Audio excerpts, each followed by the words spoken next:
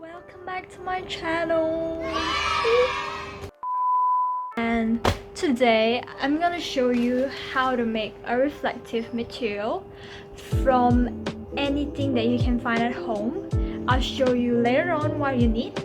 And this material can reflect all the heat, well, not all the heat, but most of the heat that comes in through your window.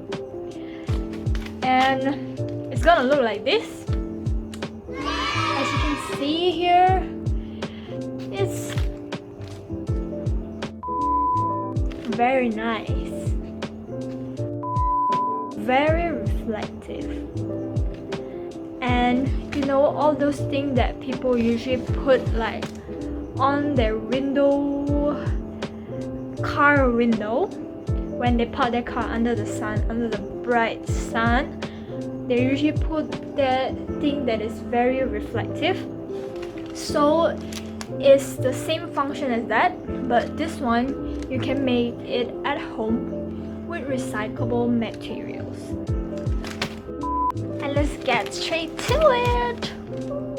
So these are the materials needed. Most of the materials used here are recyclable things that can be found at home.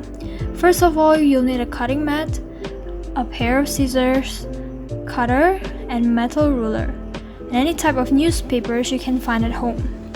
You also need some rubber bands, and for glue, I like to use this Yoo-hoo glue because it dries very fast and you can remove it easily if it sticks to your fingers. You also need a very strong gel tape, which you can get from Shopee with a very cheap price, and it usually comes in a roll like this.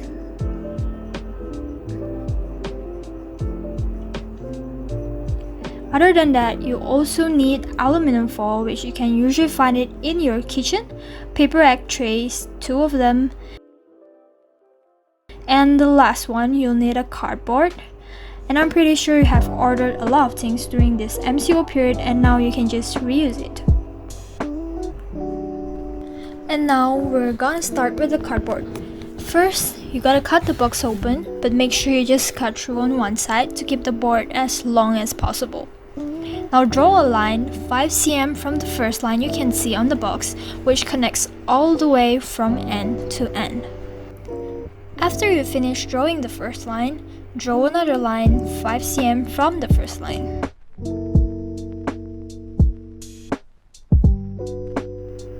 The next step is to cut the sides that you don't need. Now you just have to cut all the lines you have drawn with a blade.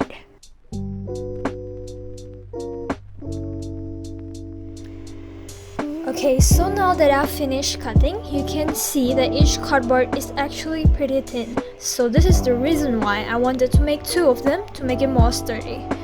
You can actually make up to 3 or 4 layers if you want it to be very sturdy. And now I'm just gonna stick it with this glue. And before you stick it, you have to make sure that you check where the fold of the cardboard is and don't stick on the folding on top of another folding, or else it's gonna bend. So you gotta stick the folding part on top of a more sturdy part.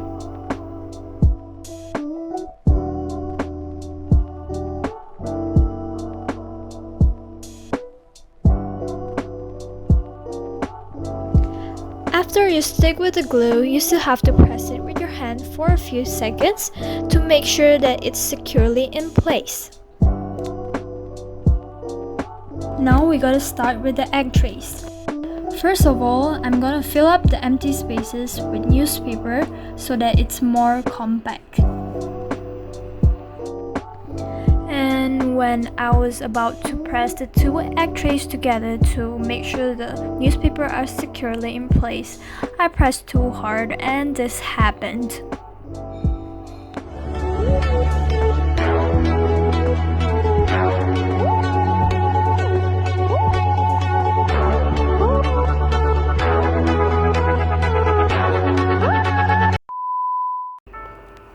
Now it's time to tie the paper sandwich together with any yarn or string you have, but remember not to tie too hard too.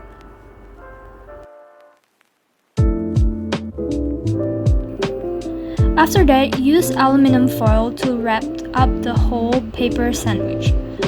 I'm not using glue here because I don't want to soak the paper, so I use a masking tape instead to make sure the aluminum foil is not moving when I try to wrap the whole thing.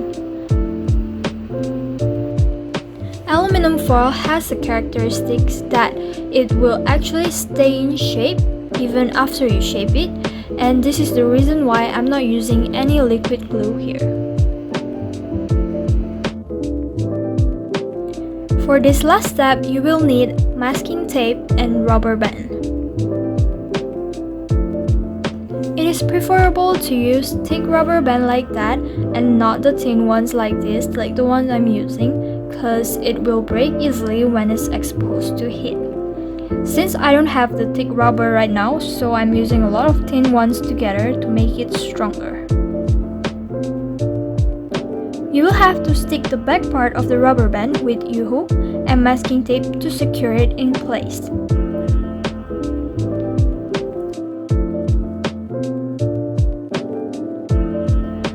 After you have finished, you can just stretch the rubber band on the cones of the egg tray, and now it will be secured. To attach this long cardboard stick to the window, use a very strong gel tape and stick it to the back part of the stick. This gel tape is known to be very strong as it can actually hold a lot of weight as shown on the picture.